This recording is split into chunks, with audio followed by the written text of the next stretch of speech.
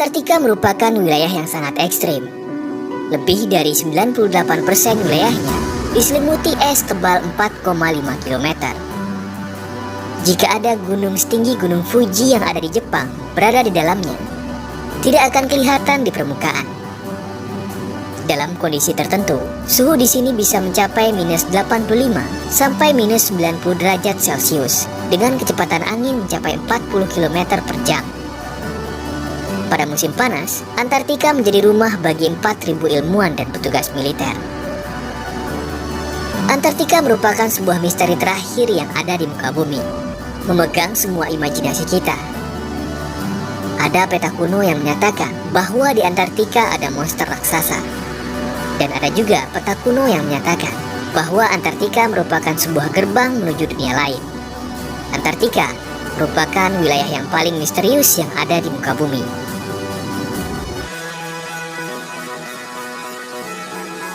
Gunung Erebus Antartika. Pada tahun 2017, para peneliti dari Australian National University menemukan bahwa di bawah permukaan es di samping Gunung Erebus terdapat sebuah gua es yang sangat besar. Menurut laporannya, gua ini sangatlah unik karena suhu di dalamnya tidaklah dingin seperti yang kebanyakan dibayangkan orang. Di dalam gua ini suhunya sangat hangat, memungkinkan untuk makhluk hidup tinggal di dalamnya, yakni 20-22 derajat Celcius. Gunung Erebus hanyalah salah satu dari 90 gunung api aktif yang ada di Antartika. Menurut ilmuwan yang meneliti di Antartika, terdapat lebih banyak lagi gua es yang suhu di dalamnya bisa menopang kehidupan. Ukurannya bisa sebesar Pulau Manhattan yang ada di New York. Dan kalau seandainya gua es ini memang bisa ditinggali oleh makhluk hidup, menurut Anda kemungkinan jenis makhluk apa yang tinggal di dalamnya?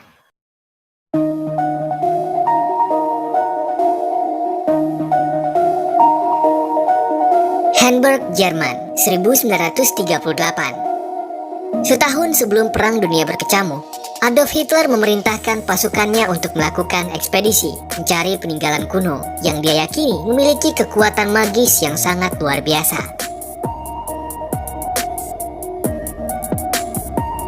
Pasukan Hitler hampir mencari ke seluruh dunia. Dan pada bulan Desember 1938, Nazi Jerman memberangkatkan kapal MS Schwabenschwanz dengan tugas rahasia untuk membangun pangkalan militer permanen di Antartika. Timnya sendiri terdiri dari beberapa ilmuwan, pekerja konstruksi, anggota militer, petinggi elit partai Nazi, dan beberapa orang dari persaudaraan rahasia Thule Society. Nazi Jerman pada waktu itu sedang mempersiapkan diri untuk perang. Tetapi sangat aneh jika mereka sedang mempersiapkan diri untuk perang yang sangat besar, tetapi malah mengalokasikan sumber daya yang sangat besar untuk mengekspedisi Antartika. Kecuali Hitler dan partai Nazi mengetahui ada sesuatu yang besar di Antartika. Thule Society meyakini bahwa ada sebuah portal menuju dunia lain yang ada di Antartika. Bahwa di Antartika mereka akan menemukan sumber energi yang melimpah. Selama berada di Antartika, Nazi Jerman dipercayai telah berhasil memetakan sebagian besar wilayah Antartika melalui foto udara. Dan juga dikabarkan, mereka telah berhasil membuat pangkalan bawah tanah, atau yang lebih dikenal sebagai Base 211. Hitler dan partai Nazi sangat terobsesi dengan Antartika. Dan juga seperti yang sama-sama kita ketahui, selalu ada rumor yang menceritakan bahwa para petinggi partai Nazi melarikan diri ke Antartika setelah kalah perang. Dan Hitler sebenarnya tidak mati bunuh diri. Dan juga kabarnya, di sana mereka memiliki fasilitas yang sudah sangat lengkap, layaknya sebuah kota kecil.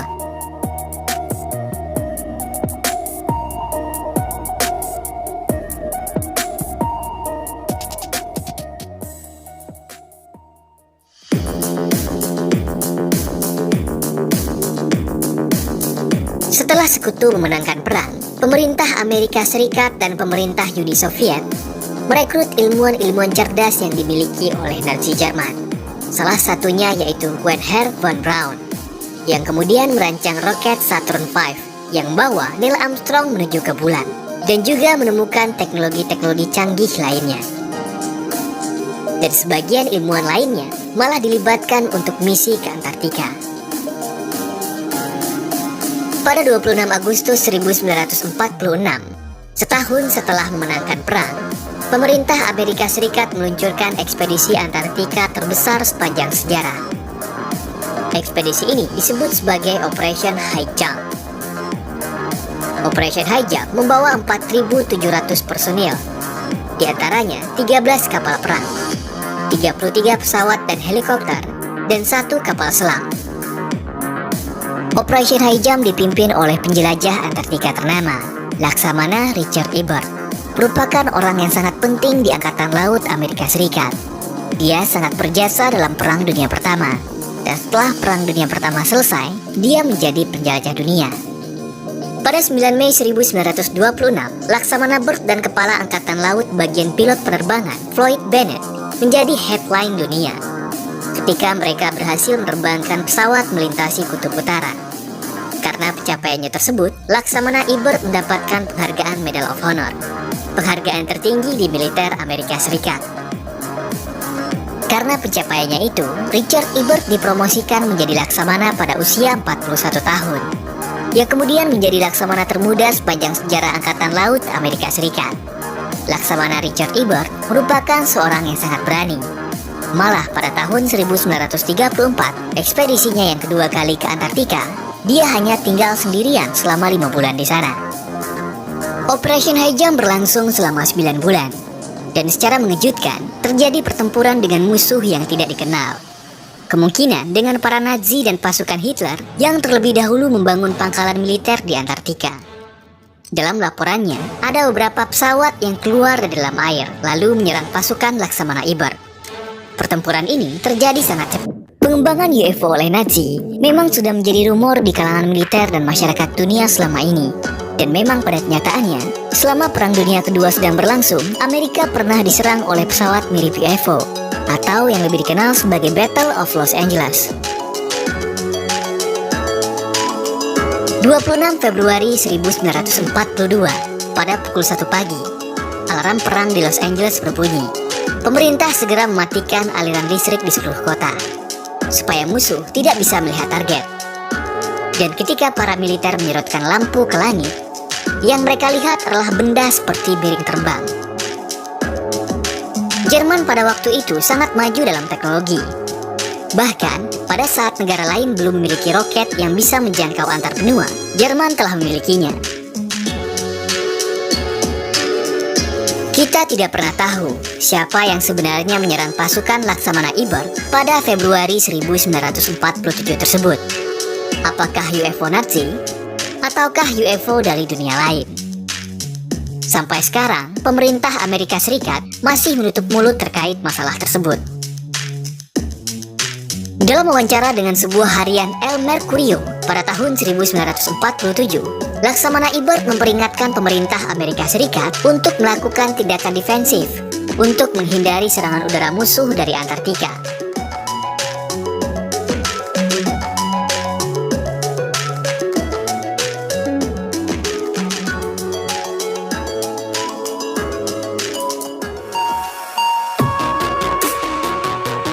Pada tahun 1955, pemerintah Amerika Serikat kembali memerintahkan Laksamana Ibert untuk melakukan ekspedisi ke Antartika.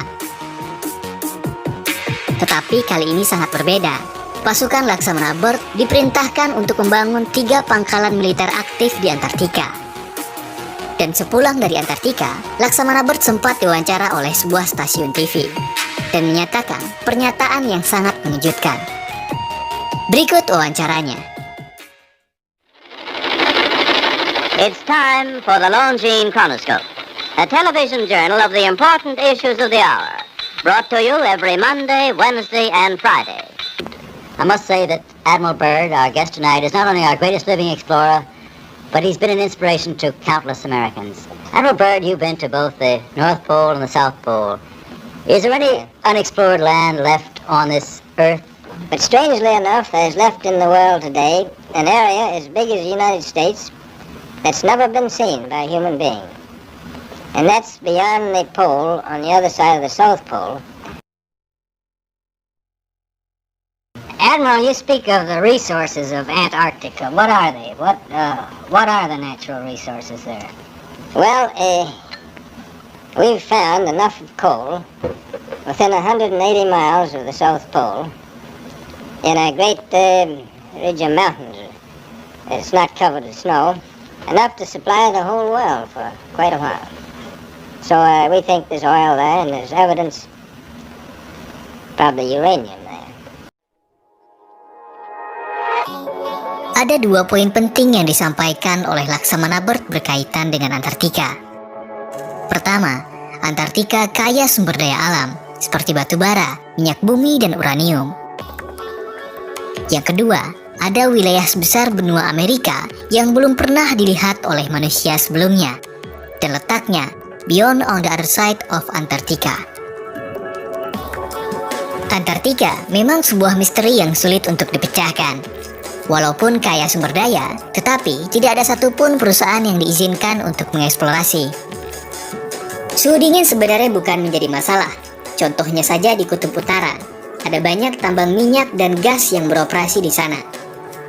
Tetapi memang sangat aneh jika di Antartika yang kaya sumber daya alam, tetapi tidak dieksplorasi.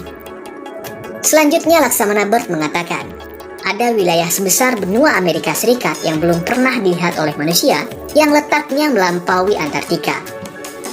Kalau kita lihat peta dunia, jika kita mencoba untuk melewati Antartika dari sisi manapun, kita akan sampai di 3 tempat, yaitu Amerika Selatan, Afrika Selatan, dan Australia. Tetapi Laksamana Bird mengatakan waktu dia dan pasukannya melewati Antartika, dia bertemu dengan sebuah benua yang belum pernah dilihat oleh manusia sebelumnya. Yang pasti itu bukan Amerika Selatan, Afrika Selatan, ataupun Australia. Lalu benua mana yang dimaksud oleh Laksamana Bird tersebut?